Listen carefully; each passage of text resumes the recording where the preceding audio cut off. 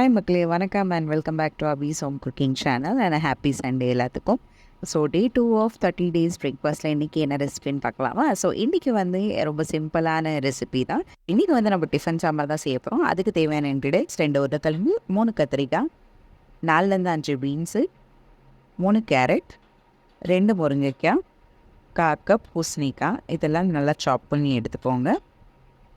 அப்புறமா 2 வெங்காயம், 2 தக்காளி, 4-5 பச்சை மிளகா, இது எல்லாமே ஃபைனாக சாப் பண்ணி எடுத்துக்கோங்க. இதில் பருப்பு வந்து நம்ம பருப்பு தான் போட போகிறோம். பருப்பு ஒரு 1/4 கப் எடுத்துக்கோங்க. நம்ம எடுத்து வச்சுருக்க பருப்பை நல்லா வாஷ் பண்ணி ஒரு குக்கரில் போட்டுக்கோங்க. அது கூட நம்ம கட் பண்ணி வச்சுருக்க வெங்காயம், தக்காளி எல்லா காய்கறியும் சேர்த்து 2 ஸ்பூன் உப்பு, 2 ஸ்பூன் வத்தல் போட்டு அது கூட அந்த காய்கறி முங்குற அளவு நீங்கள் தண்ணி ஊற்றி ப்ரெஷர் குக் பண்ணுங்கள். ஒரு 4-5 விசில் நல்லாவே வரட்டும். ஸோ வந்ததுக்கப்புறம் நீங்கள் எடுத்துகிட்டு நீங்கள் அதை ஸ்மாஷ் பண்ணணும். உங்களுக்கு காய்கறி இந்த மாதிரி நல்லா வெந்திருக்கும். ஸோ அந்த மாதிரி நல்லா வெந்துட்டாலே ஈஸியாக ஸ்மாஷ் பண்ணிடலாம். உங்களால் எவ்வளோ முடியுதோ அவ்வளோத்துக்கு நீங்கள் ஸ்மாஷ் பண்ணிவிட்டு அதுக்கப்புறம் 2வது நீங்கள் அடுப்பில் வச்சு நீங்கள் அதை நல்லா கொதிக்க விடும். ஸோ 2வது நீங்கள் வைக்கும்போது 2 ஸ்பூன் வத்தத்தூள், 2 ஸ்பூன் மஞ்சத்தூள், 1/2 ஸ்பூன் காயப்பொடி, 2 ஸ்பூன் சாம்பார் மசாலா இதெல்லாம் போட்டு நல்லா கொதிக்க விடுங்க. இது ஒரு பக்கம் நல்லா கொதிக்கட்டும். அடுத்து வந்து அந்த கடலை மாவு லிக்விட் செய்யணும். அந்த கடலை மாவு லிக்விட் வந்து நீங்கள் 2 டேபிள் ஸ்பூன் கடலை மாவு எடுத்து கொஞ்சம் கொஞ்சமாக தண்ணி விட்டு இப்படி நல்லா பீட் பண்ணணும். நீங்கள் எவ்வளோ தூரத்துக்கு பீட் பண்ணிங்கன்னா அவ்வளோ தூரத்துக்கு லம்ஸ் வராது, அதாவது கெட்டியாக இந்த மாதிரி தெரியாது. ஸோ நல்லா தண்ணி இது கொஞ்சம் கொஞ்சமாக தண்ணி ஊற்றி நல்லா அடிச்சிட்டிங்கன்னா உங்களுக்கு லம்ஸ் இருக்காது.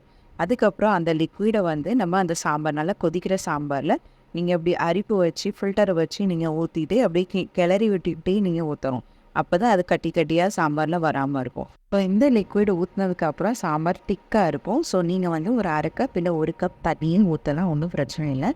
தண்ணி ஊற்றினதுக்கப்புறம் ஒரு கொதி நல்லா கொதிக்கட்டும். கொதித்ததுக்கப்புறம் நீங்கள் தடுக்கா போடலாம். தடுக்கா போடுறதுக்கு ஒரு சின்ன பேனில் எண்ணெய் நல்லா காய வச்சுக்கோங்க. அது கூட 1/2 டீஸ்பூன் கடுகு போட்டு கொஞ்சமாக கருவேப்பிலை போட்டு சின்ன வெங்காயம் இருந்தால் ஒரு 4-5 வெங்காயம் போடுங்க. அப்படி இல்லைன்னா பெரிய வெங்காயம் ஃபைனாக கட் பண்ணிக்கிட்டு அதை போட்டு நல்லா தாளிச்சுக்கோங்க. நல்லா தாளித்ததும் இதை வந்து நீங்கள் சாம்பாரில் இன்க்ளூட் பண்ணிடுங்க. அது கூட நம்ம பொடிசாக நறுக்கி வச்ச கொத்தமல்லியும் போட்டு இறக்கிட்டிங்கன்னா சாம்பார் முடிஞ்சுது. ஸோ இதுதான் 1 pot டிஃபன் சாம்பார். நீங்கள் இட்லி கூட சாப்பிடலாம், தோசை கூடயும் சாப்பிடலாம், சப்பாத்தி கூடயும் சாப்பிடலாம். ஸோ எப்படினாலும் சாப்பிட்டுக்கலாம்.